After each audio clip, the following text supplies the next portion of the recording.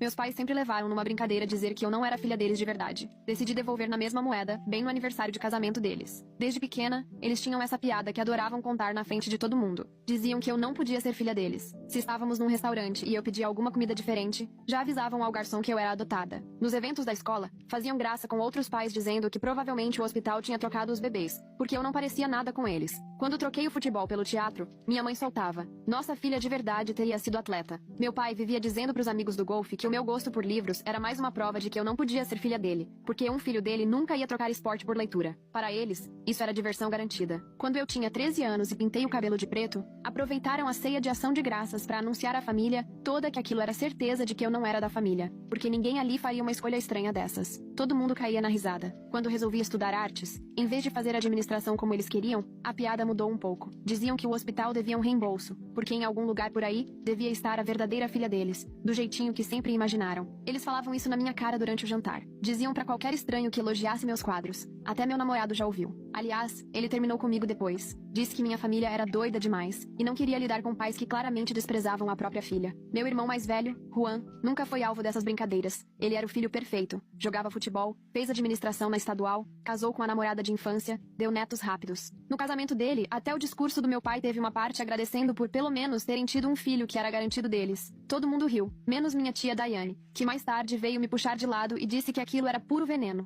O auge foi quando ganhei um prêmio nacional por escultura, com direito a dinheiro e exposição em galeria. Meus pais foram na cerimônia, e o apresentador perguntou o quanto eles estavam orgulhosos. Minha mãe soltou: a gente ainda não sabe se ela é nossa, mas se for, claro que estamos orgulhosos. O apresentador ficou chocado, o público desconcertado. Meu pai completou: pois é, seguimos esperando os pais verdadeiros aparecerem pra buscar ela. Eles riam como se nada fosse. Foi ali que decidi: se eles gostam tanto de brincar, vou mostrar como se faz. Os 30 anos de casamento deles estavam chegando, com festa grande. Me pediram um discurso. Aceitei sem pensar duas vezes. Passei semanas me preparando, não com discurso, mas com tudo ao redor. Liguei pra tia Daiane, pedi fotos da família de antes de eu nascer, achei fotos da minha mãe que, olhando bem, parecia até outra pessoa. Encontrei o anuário antigo do meu pai, onde ele tinha olhos castanhos, não verdes, como ele sempre disse que era característica dominante da família. Editei umas fotos, nada demais, só pra ficar crível. Veio a noite da festa, meus pais no centro dos holofotes, fazendo as piadas de sempre. Alguém elogiou os filhos, e minha mãe respondeu: bem, 1,5, porque daquela ali ninguém sabe direito, apontando pra mim. Hora dos discursos. Juan foi primeiro, super emotivo. Depois, chegou minha vez. Levantei e disse que queria falar de algo que me incomodava há muito tempo. Todo mundo ficou quieto. Contei das piadas dos meus pais sobre eu não ser filha deles, e falei que finalmente tinha entendido o motivo. Porque era verdade, eles não eram meus pais biológicos. Mostrei as fotos, as da minha mãe diferente antes de eu nascer, o anuário do meu pai, a história dos olhos. Disse que nenhum dos dois tinha talento artístico, mas que minha verdadeira avó, que morreu antes de eu nascer, era pintora. Disse que as piadas deles me deixaram desconfiada a ponto de investigar. O salão ficou um silêncio absoluto. Minha mãe empalideceu, meu pai tentou falar, mas continuei. Falei que isso explicava porque nunca tivemos vínculo, porque sempre senti que havia uma distância. Por isso era tão fácil pra eles me tratarem como filha de ninguém, porque no fundo sabiam. Agradeci por terem me criado mesmo não sendo filha de sangue. Disse que entendia porque sempre preferiram o Juan, e não os culpava, porque sangue pesa. Expliquei que era grata por não terem me largado, mesmo com toda a história. Minha mãe começou a chorar. Meu pai levantou furioso dizendo que era mentira e que eu era filha dele sim. Diane tentava segurar o sorriso. Abri o envelope devagar. Tirei papéis em branco. Fui soltando um a um no chão. Todos caíram flutuando aos meus pés. Minhas mãos tremiam enquanto eu olhava pra eles e soltava. Eu inventei tudo. As fotos foram editadas. Essa história dos olhos era mentira. A avó artista nunca existiu. Tudo isso, cada detalhe provado aqui, foi criado por mim. A sala ficou muda uns 2 segundos, até minha mãe soltar um grito agudo que gelou todo mundo. Meu pai veio pra cima de mim com uma raiva no rosto que eu nunca tinha visto. De repente, celulares começaram a aparecer pra gravar. Dava pra ver que isso só piorou tudo. Minha mãe gritava e chorava,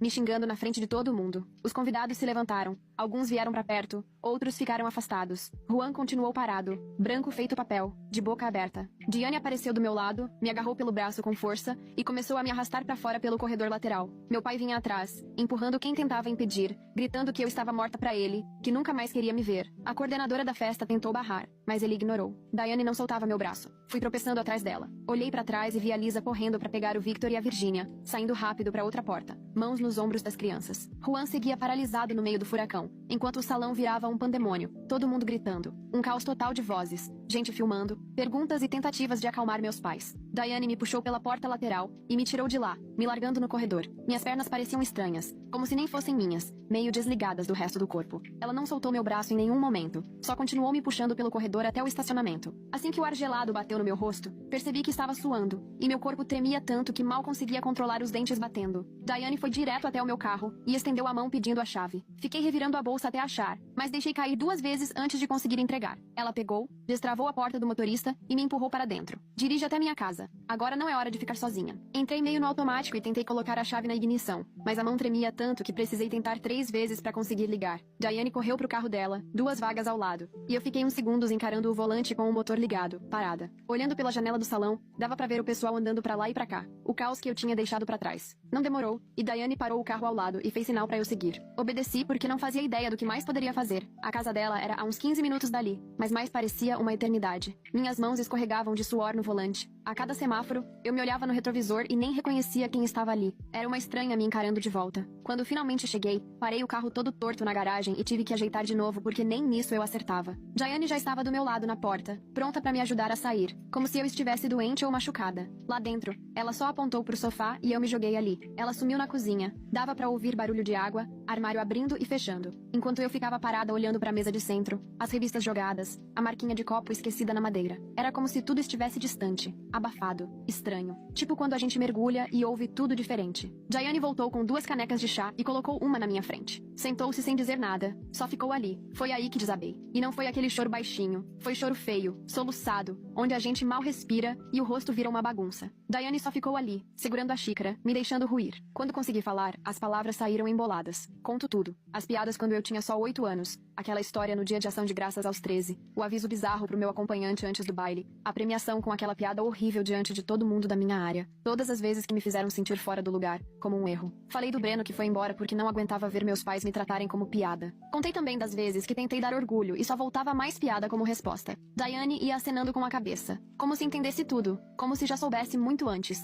Só esperando eu perceber também. Meu celular começou a vibrar feito louco dentro da bolsa. E quando peguei, a tela estava lotada de mensagens e ligações que chegavam tão rápido que mal dava tempo de ler. O nome do Juan, minha prima Raquel, minha tia, tio Mica, pessoal da festa, grupo da família explodindo. Abri a mensagem do Juan e me arrependi na hora. O que você tinha na cabeça? A mãe está em choque. O pai socou a parede. Como você pôde fazer isso? O que há de errado com você? Logo depois veio minha tia, mandando aquele textão me chamando de cruel, egoísta, ingrata, dizendo que humilhei meus pais no dia mais importante da vida deles, que devia sentir vergonha, que devia um pedido de desculpas enorme. As mensagens não paravam. Primo perguntando o que aconteceu. Outros dizendo que já tinham visto o vídeo rolando na internet. Uns defendendo meus pais. Outros querendo ouvir meu lado. O celular continuava vibrando sem parar. Alerta atrás de alerta. Até minha mão começar de novo a tremer. Resolvi desligar tudo. O silêncio que veio depois parecia enorme. Diane, da poltrona, me olhou. E só consegui dizer que não tinha condição de ler mais nada naquele momento. Ela concordou e perguntou se eu queria mais chá. Disse que sim, mesmo sem ter encostado na primeira xícara. Ela se levantou e voltou para a cozinha, me deixando quieta com meus pensamentos, tentando digerir tudo o que tinha acabado de acontecer. Imaginava os papéis ainda espalhados pelo chão. Meus pais provavelmente lá ainda, ou já em casa, longe de todo mundo e das câmeras, enfrentando o que eu causei. Juan devia estar tentando apartar a bagunça, como sempre, sendo o filho perfeito. E eu, sentada ali no sofá da Diane, depois de explodir minha família na frente de 50 pessoas gravando tudo. Diane voltou e fez a pergunta que eu mesma evitava. Você fez isso pra machucar eles ou pra mostrar quanto te machucaram?